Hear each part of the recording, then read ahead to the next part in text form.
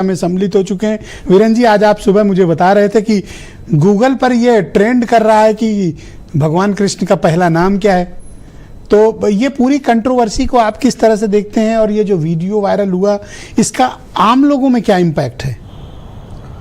बिल्कुल, देखिए उत्तर प्रदेश में आज ये वीडियो बहुत ज़्यादा देखा जा रहा है, जिसमें अखिलेश यादव किसी हाईवे पर खड़े होकर कथावाचक अनुराधाचार्य से ये बातचीत कर रहे हैं। अखिलेश यादव एक नेता हैं और इन दिनों उनका जो झुकाव है वो दलित समाज की ओर ज़्यादा है। जब से लोकसभा चुनाव में समाजवादी पार्टी को जीत मिली है और दलित वोट मिले हैं, उनको ये लगता है कि अब विधानसभा चुनाव तक दलित के मामले पर वो लड़ते रहेंगे और उन्होंने इसीलिए शूद्र शब्द पर आपत्ति जताई थी वहाँ। तो ये एक राजनीतिक व्यक्ति की अपनी सोच है और अपना उनका तरीका है, लेकिन ये मामला काफ़ी समय बाद जब मंच से मुसलमान के रूप में सामने आया तब ये पूरी तरह से राजनीतिक हो गया और एक पाला खिंच गया। एक तरफ भाजपा के सपोर्टर हैं और एक तरफ समाजवादी पार्टी के।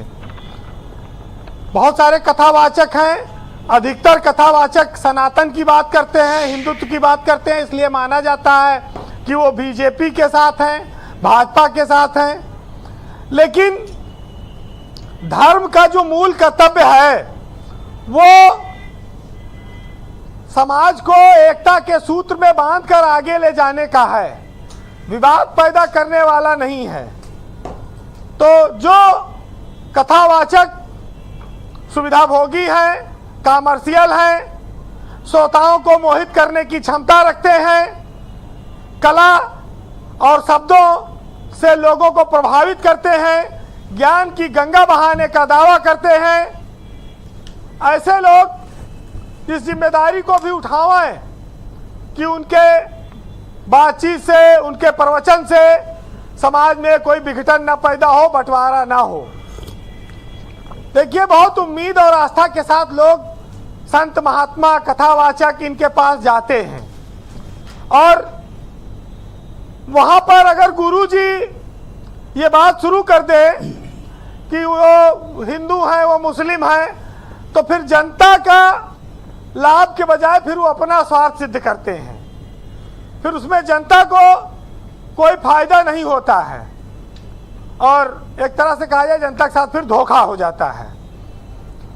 ब्रजेश जी, किसी राजनेता को न मंदिर जाने से रोका गया इस देश में, न मस्जिद जाने से रोका गया। अखिलेश यादव कृष्ण भक्त हैं और वो जन्माष्टमी पर मंदिरों में जाते हैं, नवरात्र में पूजा भी कराते हैं, उनकी फोटो आती है। अभी महाकुंभ में स्नान भी करने गए थे। अब मंदिर भी एक वो इटावा में बनवा रहे हैं शिव जी का। तो सारे देवी देवता उन्होंने भी अपने कोने पकड़ रखे हैं जी, कि ज्यादा इधर उधर से कोई हिले डुले ना, बड़े बड़े वाले। लेकिन अब बीजेपी में बहुत 33 करोड़ हैं और ये 4 लेके कहाँ से मुकाबला कर पाएंगे? बीजेपी के पास बहुत बड़ी संख्या है। तो ये भी कहीं बड़ा मतलब मौजूद बात कहीं कन्हैया का डिफरेंट पर्सपेक्टिव रहता है, कहीं नटखट कान्हा के नाम पे बिगड़ जाएगा, कहीं देवकी पुत्र के नाम पर बिगड़ जाएगा मामला जी। लेकिन आज बहुत सारे लोग तमाम सारे रूपों में दिखाई पड़ते हैं। हम लोग बोलचाल की भाषा में बहुत सारे लोगों को पाखंडी भी कह देते हैं, क्योंकि वो धर्म की आड़ में उसका फायदा भी उठाते हैं। ऐसे लोगों से भी सावधान रहने की जरूरत है, क्योंकि नाम से तो बहुत सारे लोग समाज सुधारक बने घूम रहे हैं, लेकिन क्या वाकई में वक्त आने पर, मौका पड़ने पर वो समाज का सुधार करते हैं?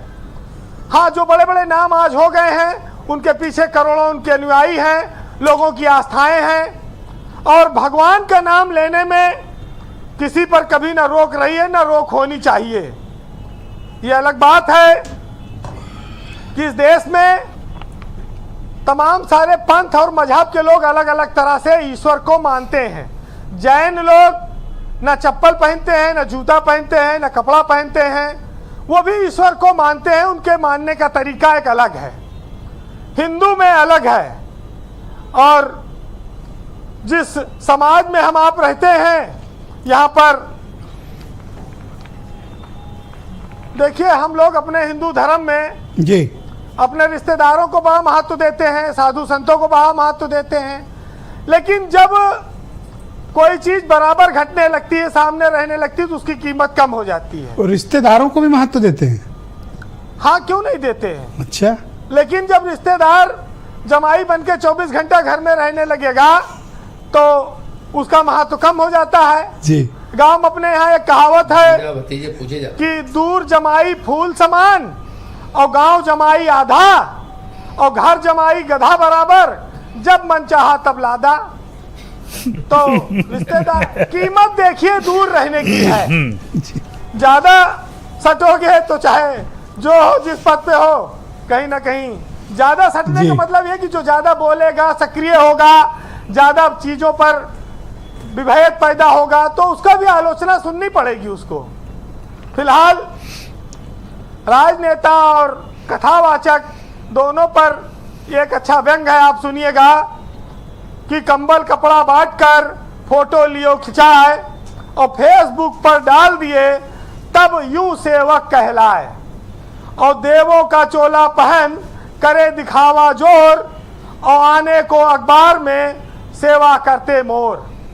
अच्छाई के लिबास में बना रहे हैं काम, और सेवा को व्यापार कर लूट रहे हैं दाम। सेवा सेवा है रटत और किंतु रहे बेचैन, और ये तो है ढोंगी सभी और ढोंग करें दिन रैन। बहुत शुक्रिया वीरेंद्र जी, आपका बहुत बहुत धन्यवाद ग्राउंड जीरो से अपने फीडबैक, ओपिनियन और ऑब्जर्वेशंस हम तक पहुंचाने के लिए। बहनों भाइयों, इस परिचर्चा का